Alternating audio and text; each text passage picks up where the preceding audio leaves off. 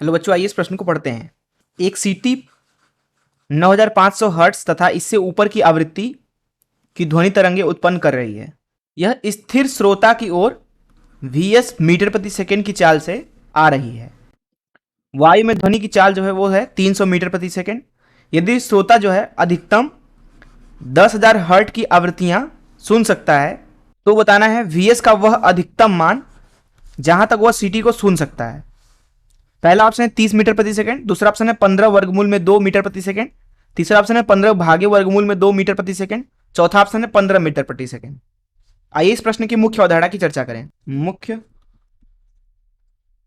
अवधारणा अवधारणा देखिए, यहां पे हम डॉपलर के प्रभाव को समझेंगे। मान लीजिए कोई एक ध्वनि का स्रोत है कुछ इस तरीके से, जो मान लीजिए कुछ इस तरीके से ध्वनि उत्पन्न कर रहा है, और इधर मान लीजिए एक श्रोता है कुछ इस तरीके से। मान लीजिए जो यहाँ पे ध्वनि का स्रोत है वो एफ आवृत्ति उत्पन्न कर रहा है, तो जब ये स्रोत जो है रुका हुआ रहेगा और श्रोता भी रुका हुआ रहेगा तो श्रोता को यही एफ आवृत्ति सुनाई देगा। लेकिन जो ये श्रोता है और जो ये स्रोत है, इनमें से कोई भी एक चलने लगे अथवा दोनों चलने लगे, उस अवस्था में श्रोता तक जो आवृत्ति पहुंचेगी वो दरअसल बदल जाती है। जैसे मान लीजिए कि ये जो स्रोत है वो इधर की दिशा में मान लीजिए कुछ गति से चलने लगा, मान लीजिए Vs मीटर प्रति सेकंड से, तो इसको यहाँ पे श्रोता जो है, श्रोता को मान लेते हैं कि खड़ा हुआ है अभी, तो इसको आवृत्ति बढ़ता हुआ दिखेगा, उसको ज्यादा आवृत्ति सुनाई देगा। तो यही होता है डॉपलर का प्रभाव, अर्थात गति की वजह से आवृत्ति में परिवर्तन। इसमें दरअसल 4 स्थितियां हो सकती हैं। यहाँ पे हम चारों स्थितियों को देख लेते हैं। पहली स्थिति है, मान लीजिए ये स्रोत है जिसको S से प्रदर्शित कर देते हैं, और ये श्रोता है जिसको O से प्रदर्शित कर देते हैं। अगर स्रोत जो है वो मान लीजिए श्रोता की तरफ Vs गति से आ रहा है और श्रोता जो है स्रोत की तरफ जा रहा है Vo गति से, और जो स्रोत है यहाँ पे मान लीजिए F आवृत्ति जो है छोड़ रहा है, तो जो आवृत्ति इस श्रोता को सुनाई देगा उसका मान लिखा जाएगा F डैश बराबर F। मान लीजिए ध्वनि की चाल V है, V है ध्वनि की चाल, तो यहाँ पे इसका मान लिखा जाएगा VV VO VS। जब दोनों पास आएंगे तो इन दोनों की आवृत्तियां बढ़ जाएगी, इसलिए नीचे ऋण ऊपर धन। ये पहली स्थिति है। दूसरी स्थिति में मान लीजिए स्रोत जो है इधर की दिशा में, लेकिन श्रोता जो है इधर की दिशा में भागने लगे, तो ये मान लीजिए स्रोत है S जो कि Vs से चल रहा है श्रोता की तरफ, और श्रोता जो है कुछ इस दिशा में जा रहा है Vo। इस अवस्था में अभी भी मान लीजिए कि स्रोत जो है F आवृत्ति उत्पन्न कर रहा है, तो यहाँ पे श्रोता को अब जो आवृत्ति सुनाई देगा वो बदल जाएगा, वो हो जाएगा F डैश बराबर VV VO VS।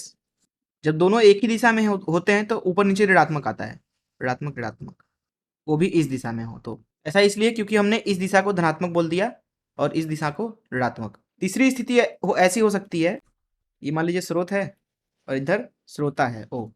स्रोत जो है इधर की तरफ जा रहा है Vs गति से, और श्रोता है वो भी इधर की तरफ जा रहा है Vo गति से। इस अवस्था में जो इसको आवृत्ति सुनाई देगा वो होगा F V Vo V Vs, ऊपर नीचे धन धन आ जाएगा। बात करते हैं अंतिम स्थिति की।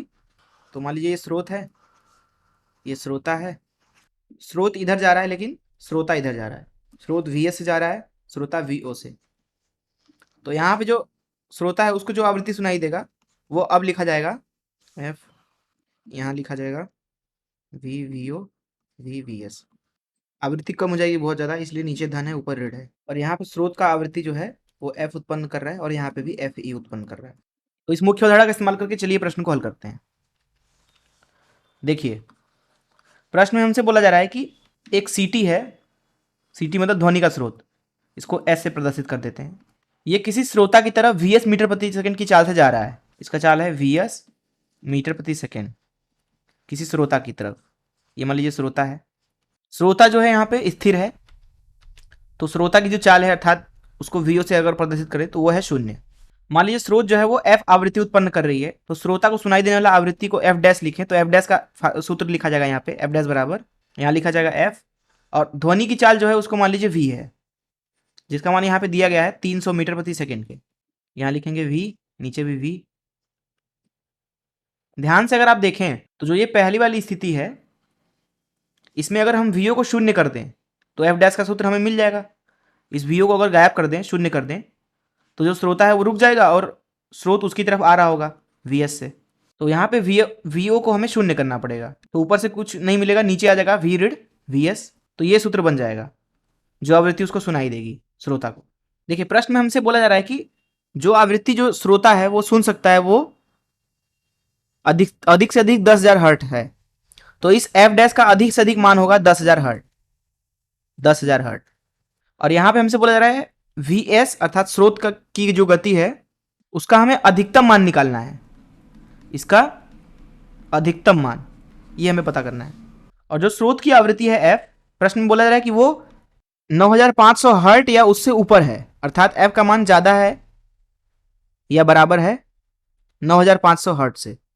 अगर आप इस सूत्र में देखें तो जो ये आवृत्ति एफ डैश है वो उतना ही ज्यादा होगा जितना ज्यादा वी एस होगा, क्योंकि वी एस अगर बड़ा हुआ तो नीचे घट के बहुत कम मान आ जाएगा। इस अवस्था में ये पूरा मान जो है वो बढ़ जाएगा, इसकी वजह से एफ डैश भी बढ़ जाएगा। अर्थात जब ये वी एस अधिकतम है उस अवस्था में एफ डैश भी अधिकतम है, लेकिन एफ जो एफ डैश है वो अधिक से अधिक कितना हो सकता है 10,000 हर्ट। और वी एस के अधिकतम होने के लिए जरूरी है कि जो एफ है वो न्यूनतम हो, क्योंकि जो सबसे कम आवृत्ति वाला ध्वनि है अगर वही सुनाना बंद हो गया तो बाकी वाली जो ध्वनि आवृत्ति होगी वो तो सुनाई देगी नहीं, क्योंकि बाकी जो आवृत्तियां होंगी, बाकी जो एफ के मान है उनके लिए व्यक्ति को सुनाई नहीं देगा, क्योंकि एफ डैश जो है 10,000 से ज़्यादा हो जाएगा। अर्थात यहाँ पे एफ डैश का मान हम अगर 10,000 ले लें तो एफ का मान हमें लेना होगा 9,500 हर्ट, ताकि जो वी एस है वो अधिकतम हो जाए। वी का मान यहाँ पे 300 है, भागे 300 ऋण वी एस गुणे एफ है यहाँ पे 9,500। तो यहाँ से जब आप हल करोगे तो यहाँ पे आपको मिल रहा है 300 भागे 300 ऋण वी एस बराबर 10,000 भागे 9,500। और आगे हल करते हैं तो यहाँ से आपको मिल रहा है 300 ऋण वी एस बराबर 3 गुणे 95, अर्थात वी एस मिल रहा है 300 ऋण 3 गुणे 95, जो कि है 300 ऋण 285। अर्थात यहाँ पे आपको स्रोत की जो गति है वो मिल रही है वी एस बराबर 15 मीटर प्रति सेकंड के बराबर। आइए देखिए कौन सा ऑप्शन सही है। जैसा कि यहाँ पे आप देख सकते हैं कि डी ऑप्शन सही है। मैं आशा करता हूँ कि आपको इस प्रश्न का हल जरूर समझ में आया होगा। धन्यवाद।